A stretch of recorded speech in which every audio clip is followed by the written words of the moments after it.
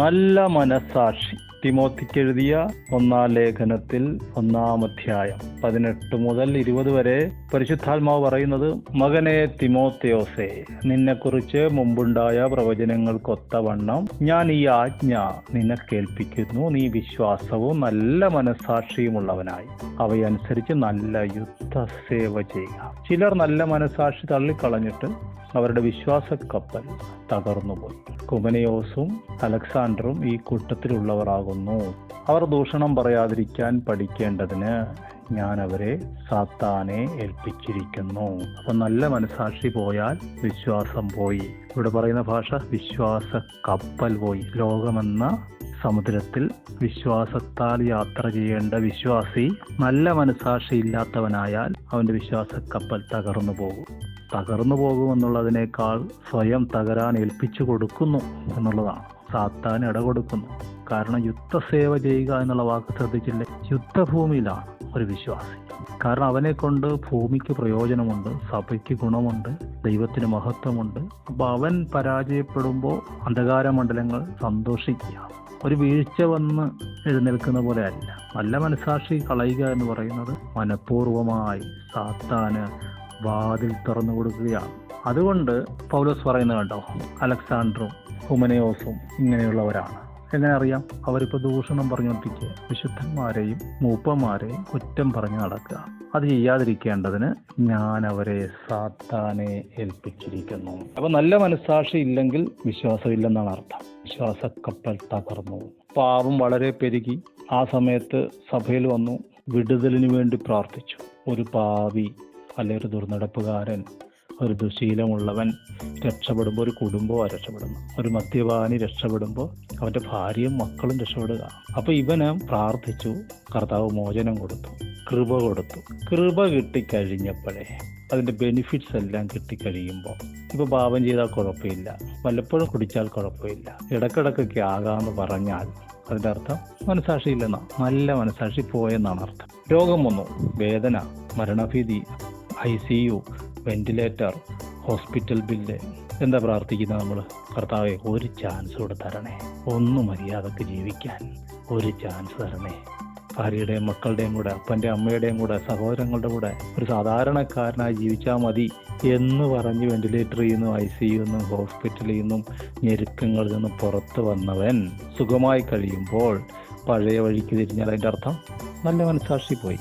അപ്പോസ്തല പ്രവൃത്തി 11:22 മുതൽ 24 വരെയുള്ള വാക്യങ്ങളിൽ ഒരു മനുഷ്യനെ കാണുകയാണ്. അയാളുടെ പേര് ബർന്നബാസ് എന്നാണ്.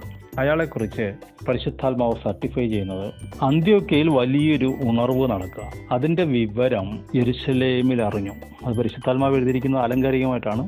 അവരെക്കുറിച്ചുള്ള ഈ വർത്തമാനം യെരുശലേമിലെ സഭയുടെ ചെവിയിലെത്തിയപ്പോൾ, അപ്പൊ സഭയ്ക്ക് ചെവിയുണ്ടോ? അവർ ബർന്നബാസിനെ അന്ത്യോക്യയോളം പറഞ്ഞയച്ചു. അവൻ ചെന്നു, ദൈവകൃപ കണ്ടു, സന്തോഷിച്ചു. ദൈവകൃപ കാണാൻ പറ്റുമോ? കാണാൻ പറ്റും. അപ്പോൾ സഭയ്ക്ക് ചെവിയുണ്ട്, ദൈവകൃപ കാണാൻ പറ്റും. ആർക്കാണ്? മനസാക്ഷിയുള്ളവർക്ക്, നല്ല മനസാക്ഷിയുള്ളവർക്ക്. എല്ലാവരും ഹൃദയനിർണയത്തോടെ കർത്താവിനോട് ചേർന്ന് നിൽപ്പാൻ തക്കവണ്ണം പ്രബോധിപ്പിച്ചു. അവൻ നല്ല മനുഷ്യനും പരിശുദ്ധാത്മാവിനാലും വിശ്വാസത്താലും നിറഞ്ഞവനുമായിരുന്നു. ഒരു നല്ല മനുഷ്യൻ, നല്ല മനസാക്ഷിയുള്ളൊരു മനുഷ്യൻ. മത്തായി 6 വരുമ്പോൾ നമ്മൾ കാണുന്നത് കണ്ണാണ് ശരീരത്തിന്റെ വിളക്ക്. കണ്ണ് കുറ്റമറ്റതെങ്കിൽ ശരീരം മുഴുവൻ പ്രകാശിക്കും. കണ്ണ് കേടുള്ളതെങ്കിലോ നിന്റെ ശരീരം ഇരുണ്ടുപോകും. നിന്നിലുള്ള വെളിച്ചം ഇരുട്ടായാൽ ആ ഇരുട്ട് എത്ര വലിയത്. അപ്പോൾ ഇവിടെ പറയുന്ന വെളിച്ചം ഏതാണ്? അത് നല്ല മനസാക്ഷി. നല്ല മനസാക്ഷിയാണ് കണ്ണ്. അതാണ് ശരീരത്തിന്റെ വിളക്ക്. അപ്പോൾ അന്ധന്മാരാണോ, കുരുടന്മാരാണോ, കാഴ്ചയുള്ളവരാണോ, കണ്ണട വെക്കുന്നവരാണോ എന്നുള്ളതല്ല. നല്ല മനസാക്ഷിയുള്ളവനാണ്. അവന് ശരീരത്തിൽ കണ്ണുണ്ട്. അവനറിയാം തെറ്റേതാണ്, ശരിയേതാണ്. അപ്പോൾ വിശ്വാസത്തിന്റെ അടുത്ത സ്റ്റെപ്പായ വീര്യത്തിലേക്ക് ഒരുത്തൻ കടക്കുന്നത് ഈ മനസാക്ഷിയിലാണ്. വിശ്വാസത്തിന്റെ പ്രവൃത്തി അവൻ ചെയ്യുന്ന ഇതിലാണ്. വിശ്വാസത്തിന്റെ യാത്ര അവൻ തുടരുന്നതും തുടങ്ങുന്നതും മനസാക്ഷിയോട് കൂടിയാണ്.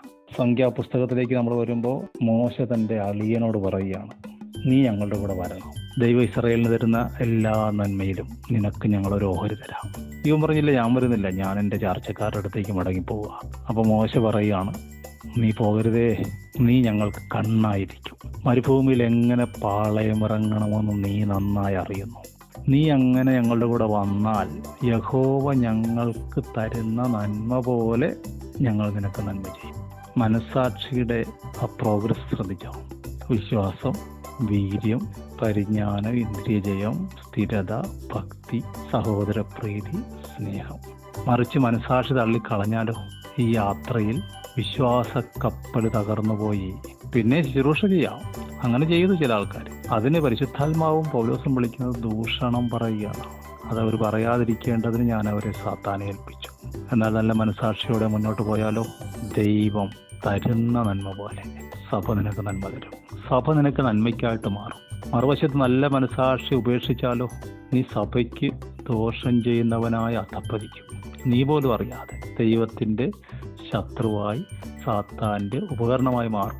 അതുകൊണ്ട് നമുക്ക് വിശ്വാസത്തോടുകൂടെ നല്ല മനസ്സാക്ഷിയുള്ളവരായിരിക്കാം. വിശ്വാസം, പരിശുദ്ധാത്മാവ്, പിന്നെ നല്ല മനസ്സാക്ഷി. നമുക്ക് മുന്നോട്ട് പോകാം. അനുഗ്രഹങ്ങളെ പ്രാപിക്കാം. യേശുവിൻ്റെ നാമത്തിൽ ഞാൻ അനുഗ്രഹിച്ച് പ്രാർത്ഥിക്കുന്ന കർത്താവ് കൃപ നൽകട്ടെ, മാനിക്കട്ടെ. ആമേൻ.